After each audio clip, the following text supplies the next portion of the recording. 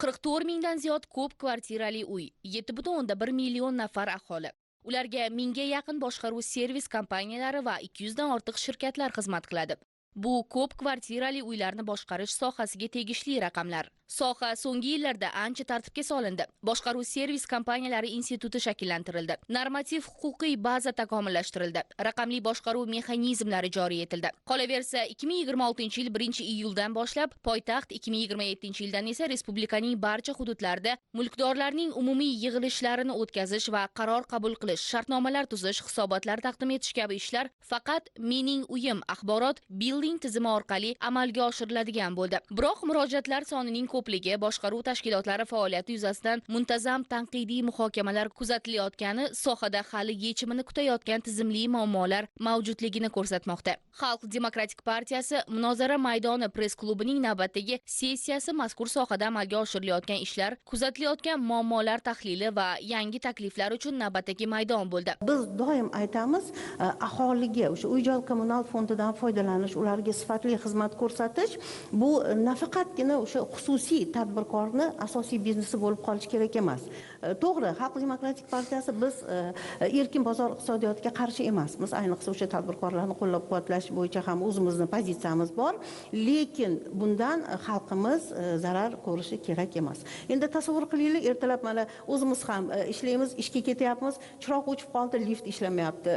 Kiyimni, bolalarni dazmol qilishimiz kerak, dazmol ishlamayapti. Bu xoling-xolamay aholimizni kayfiyatiga ta'sir qiladi va ishga borgandan keyin men o'ylayman, bu ish samaradorligini pasayishiga ham olib keladi. Boshqaruv kompaniyalari faoliyati bilan bog'liq minglab e'tirozlar, shikoyatlar kelib tushgan. 19600 ga yaqin. Eng ko'p murojaatlar Toshkent shahriga taalluqli ekan, 13900 ga yaqin. Umuman bu yaratilgan tizim, bu mexanizm aholiga qanday samarali ishlab beryapti, nima natija beryapti degan savolni ochiq qoldiryapti. Haqiqatdan murojaatlar soni Toshkent shahrida juda ko'p, 13 mingga yaqin murojaat katta raqam. Bunga asosiy sabab men o'ylashimcha bu boshqaruv organlarida hozirgi kunda avariya dispetcherlik xizmati, murojaatlarga javob berish tezligi to'g'ri yo'lga qo'yilmagan. Bu bo'yicha uy-joy kommunal xo'jalik sohasida nazorat qilish inspeksiya bilan hamkorlikda monitoring o'tkazildi. Monitoringda aniqlandi, 76 ta boshqaruv organida umuman avariya dispetcherlik xizmati tashkil etilmagan.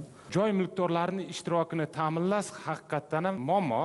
Chunki bitta misol qilib aytaman. Men bugun uyimda bo'layotgan bo'lsam, o'zim misolida men ertalab soat 7 da turishim kerak, soat 8:30-9 da ishga borishim uchun. Bu jarayonda haqiqatan ham shahar aholisi uchun joy mulkdorlarini yig'ib olish, umumiy yig'ilishda o'tkazish, ularga hisobdor berish uchun, demak, qonunda belgilangan tartibda umumiy yig'ilishda chaqirish mumkin, lekin mening muhimroq ishimga jo'nab ketaman. Bu haqiqatan haqiqiy muammolardan bittasi. Aynan o'sha muammolarni oldini olish uchun biz raqamlashtirishga urg'u beryapmiz bugungi kunda. Mobil ilova orqali, demak, xohlagan paytda, demak, ish joyida turib ham, demak, ko'p qavatli uy joydagi, demak, bo'layotgan voqealar umumiy yig'ilishda qatnashib yoki norozi yoki o'zining taklifini berish mumkin.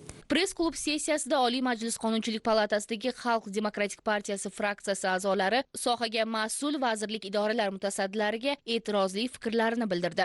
Uy-joylar qurilyapti. Yoki bo'lmasa tumanlarimizning eski bugungi kungacha qurilgan uy-joylarimiz bor.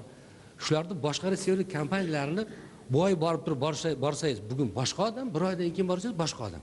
Mulkdor даже uni bilmayapti. Kim almashtiryapti buni? Boshqaruv servis kompaniyasini rahbari o'sha hududda istiqomat qilish kerak. Birinchi navbatda.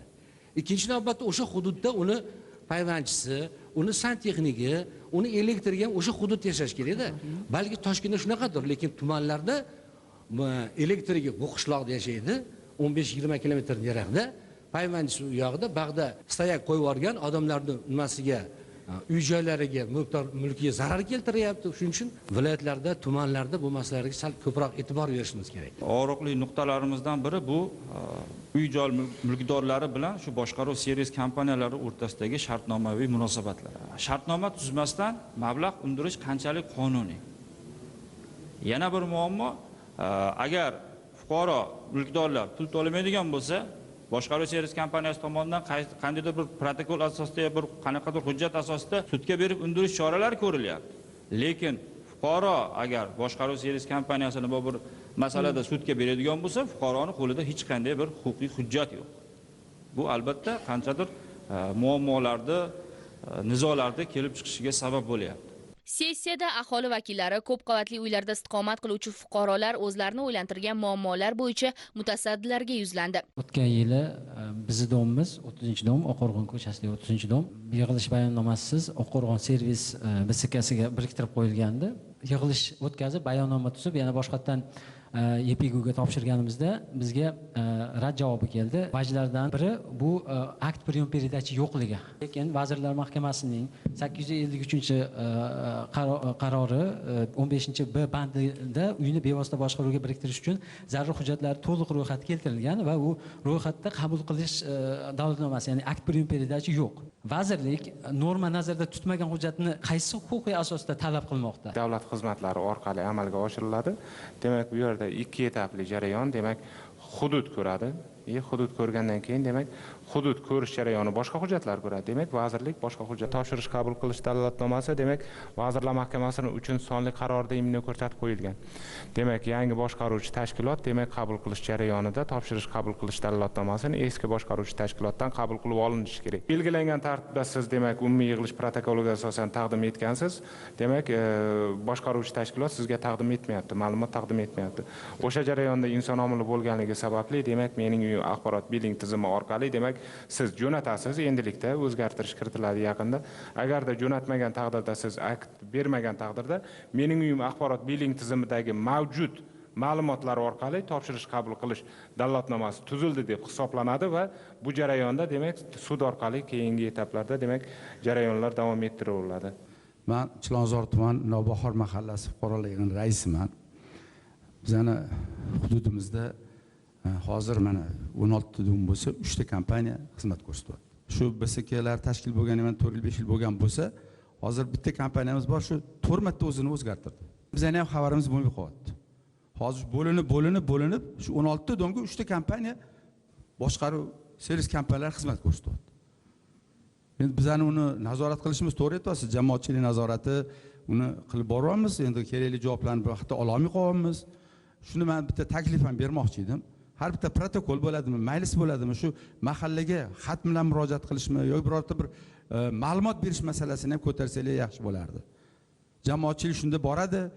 Kengashimiz bor mana, Muxtor aka bilasiz, mahallaning kengash a'zolarimiz bor, nuroniylarimiz bor, aktivist deymiz, faollarimiz bor. Ana shular bilan shu masalalarni ham ko'tarardik. Mana menga o'xshagan hozirgi norozichilik, odamlar o'rtasidagi to'lovlar masalasi bo'ladimi? Yordam beramiz to'lov masalasiga. Mulkdorlarning o'sha sizlarga bo'layotgan umumiy yig'ilish bo'lyapti. Endi balkim siz bunga eshitmagandirsiz. Inspeksiya bilan mahalla o'rtasida qo'shma qaror ishlab chiqdik va tasdiqladik. Bu bo'yicha hamma hududlarga biz o'zimiz kontaktlarimizni berdik. Maqsad o'sha mahalla yetiligi inspeksiyaga o'sha hududda ko'p qavatli uylar bilan bog'liq qonun buzilish holatlari bo'yicha axborot bersin dedik. Bu bo'yicha ishlayapmiz. Munozara maydonida xizmat uchun haq to'lash va albatta to'lovga yarasha sifatli xizmat ko'rsatish, fuqarolar, mulkdorlar oldida boshqaruv servis kompaniyalarining hisobdorligini amalda ta'minlash masalasi qizg'in munozaraga aylanib ketdi. Boshqaruv kompaniyalarining yopiqligi, hisobdorligi yo'qligi uchun ham aholining e'tirozlari ko'payib boryapti. Masalan, mana 15-iyuldan boshlab o'z vaqtida badallarni to'lamagan aholi elektr energiyasiga ham pul to'la olmaydi. Endi bu yerda aholida savol paydo bo'ldi. Xo'p, shunday ekan, aholining ehtiyojlari mulkdorga sifatsiz xizmat ko'rsatgan boshqaruv servis kompaniyasiga qanday chora ko'riladi? Albatta, hozir vazirlikdan vakil Bobur aka aytib o'tdi. Bu bo'yicha mening uyim axborot tizimida hisobot yuklash tizimi yo'lga qo'yilgan. Hisobot yuklanmasa, shu qilingan ishlarda hisobot 3 oylik hisobot yuklanadi. Yuklanmasa, keyingi oyga majburiy badal hisoblanmaydi.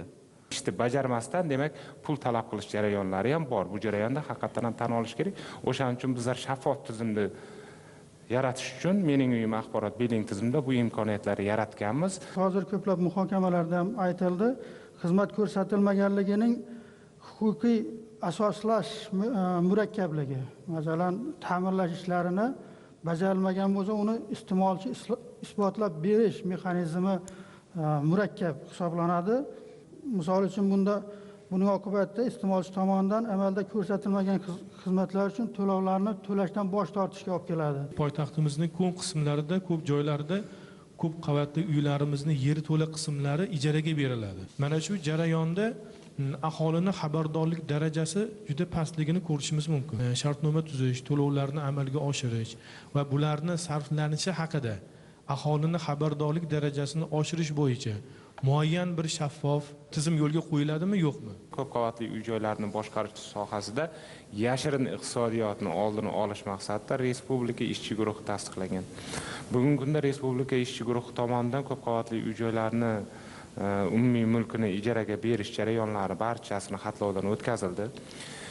U yerda demak faoliyat amalga oshirilayotganlari belgilangan tartibda demak soliq bilan belgilangan soliq to'lash kerak albatta bu yerda daromad olingandan keyin demak soliq bilan demak shartnomalar tuzilgan bu soliqqa tortildi belgilangan tartibda qolgan demak imkoniyati beriladigan joylar demak endi bu yildan boshlab endi mana shu 48-sonli qaror talablariga asosan faqat e-auksion platformasi orqali belgilangan tartibda ochiq shaffof tizim orqali amalga oshiriladi. Bunda albatta demak joy mulkdorlari roziligi bo'lishi kerak. Biz o'sha shahar kengashi deputati sifatida ko'p xalq bilan murojaat qilishadi. Ayniqsa shu ko'p qavatli uylar bo'yicha. PSKni o'zi o'sha joyini yaxshi bilmasa, mahallani bilmasa, raisi bilmasa-da, u qanaqa uni ichiga kirib boradi. O'shaning uchun mash tomonlarini inobatga olgan holda biza tayyormiz mahallaning raislari har doim. Agarda shu narsalarni tuman bo'yicha shirkatlarni yo bo'lmasam o'sha BSKlarni yig'ib, mahalla raislarini yig'ib bir seminarlar qilib berasizlarmi? Hozirga o'xshab mana bunaqa qilib. Shunda ularni bir ongini o'stirgan bo'larmidik? Xalqqa bir yana yaxshi bo'lardi degan umiddaman. Sessiyada har bir fuqaro mulkdor ekanidan kelib chiqib, hisobdorlikni qat'iy yo'lga qo'yish, me'yoriy hujjatlar hamda tartib tamoyillarini yanada takomillashtirish, mahallalarda yangi tartib bo'yicha tushuntirish targ'ibot ishlarini kengaytirishga kelishib olindi.